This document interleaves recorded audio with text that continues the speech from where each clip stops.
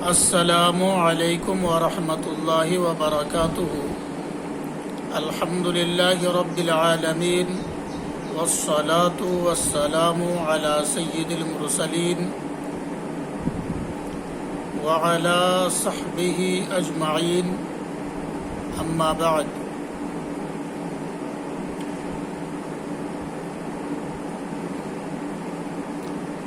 برادران ملت اسلامیہ، آپ لوگوں نے اپنی زندگی میں بہت کچھ سنا، سمجھا، یاد رکھا اور بہت کچھ فراموش بھی کیا۔ بہت سارے اسباق بھول بھی بیٹھے، مگر دین اسلام کے ارکان اور دین اسلام کی بنیادی چیزیں جو مجھے اور آپ سب کو جاننا ضروری ہے، کیا آپ نے خود انہیں یاد رکھا اور کما حقہ سمجھا ہے، اور اپنی اولاد کو، اپنے ماتحت رہنے والے افراد کو آپ نے دین اسلام کے ارکان کی تعلیم دی ہے؟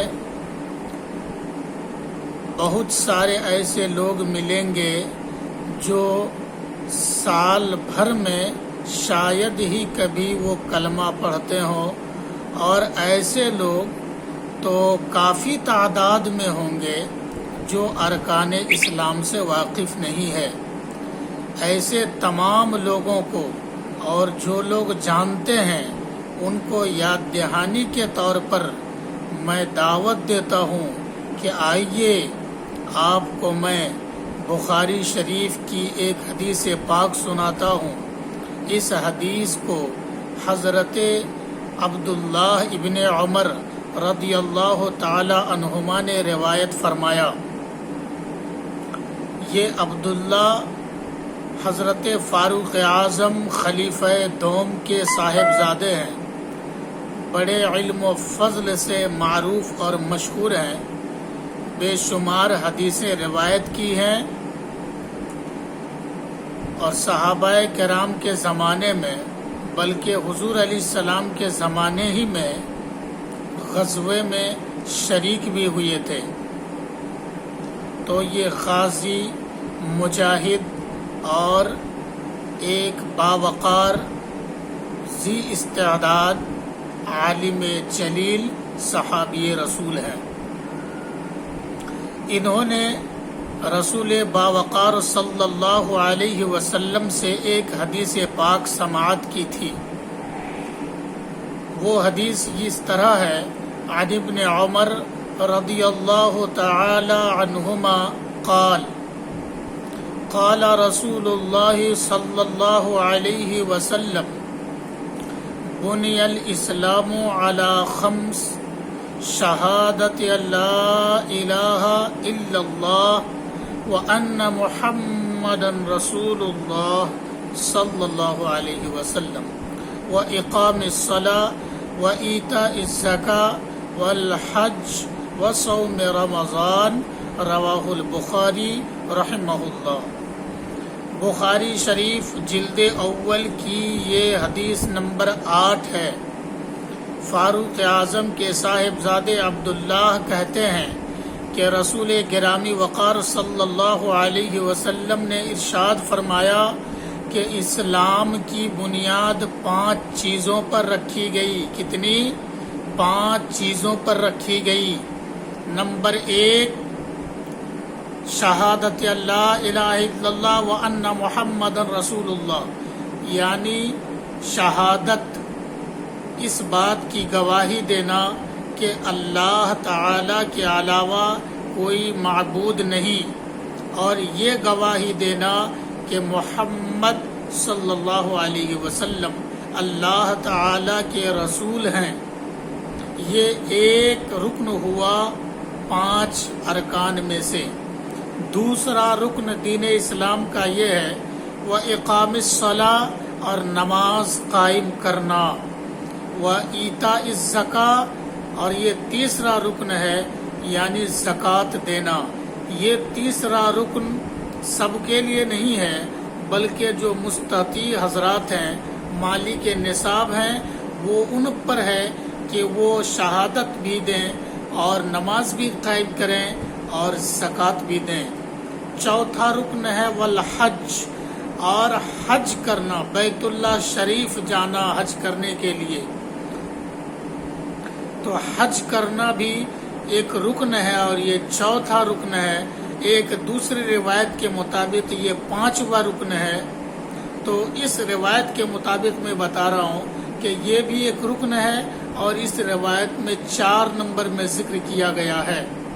تو یہ بھی مستطیع حضرات کے لیے ہے۔ وَمَنِ اسْتَطَاعَ إِلَيْهِ سَبِيلًا، قرآن شریف میں مذکور ہے کہ جنہیں استطاعت ہو، وہ سفر کے اخراجات برداشت کر سکتے ہوں تو وہ جائیں اور حج کر کے آئیں، وہ حج و زیارت کر کے آئیں۔ 5واں رکن اس روایت کے مطابق وصوم رمضان، یعنی رمضان کا مہینہ آ جائے تو پورے مہینہ یعنی 29 یا 28 دن کا مہینہ ہوگا، پورے مہینے کا روزہ رکھنا۔ یہ 5 ارکان ہو گئے، 1 2 3 4 5، یعنی شہادت، اقامت صلاۃ، ایتاء زکوٰۃ، حج، صوم رمضان، 5 ارکان ہو گئے۔ تو جو مستطیع حضرات ہیں انہیں 5 پر عمل کرنا ہے، اور جو غیر مستطیع ہیں انہیں شہادت دینا ہے، نماز قائم کرنی ہے اور روزہ رکھنا ہے۔ روزہ رکھنا تو سال میں 1 مرتبہ آتا ہے، اب رہ گئی عملی طور پر صرف ان کو نماز پڑھنا ہے، اور یہ نماز دوسری روایتوں سے ثابت ہے کہ دن رات کے اندر 5 مرتبہ نماز پڑھنی ہے، جیسا کہ بخاری شریف کی حدیث نمبر 46 سے پتہ چلتا ہے۔ طلحہ بن عبید اللہ نے روایت کی، جب ایک شخص آئے نجد سے دین اسلام کے بارے میں پوچھنے کے لیے، تو حضور نے فرمایا کہ 5 صلوات فی الیوم واللیلہ، دن رات کے اندر 5 نمازیں پڑھنی ہے۔ اسی طرح حضرت ابو ہریرہ رضی اللہ تعالی عنہ نے ایک حدیث روایت کی، اور اس حدیث میں بتایا گیا کہ ایک اعرابی شخص آئے تھے اور اس نے پوچھا تھا، تو اس میں حضور علیہ السلام نے بھی نماز کا ذکر کیا۔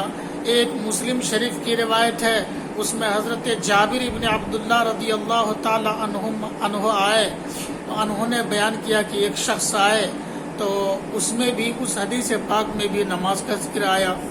ان روایتوں کو اکٹھا کر لینے کے بعد سمجھ میں آتا ہے کہ 5 وقت دن رات کے اندر 5 مرتبہ، وقت مقررہ میں 5 مرتبہ نماز پڑھنا فرض ہے اور دین اسلام کا اہم رکن ہے۔ اس لیے میرے عزیز دوستو اور محترم برادران اسلام، آپ لوگ ارکان اسلام کی حفاظت کیجئے اور بطور خاص شہادت اور نماز کی پابندی کیجئے، اور اگر استطاعت ہے تو زکوٰۃ بھی نکالیے اور حج و زیارت سے بھی شرف یاب ہو جائیے۔ وما علینا الا البلاغ، استغفر اللہ ربی من کل ذنب واتوب الیہ۔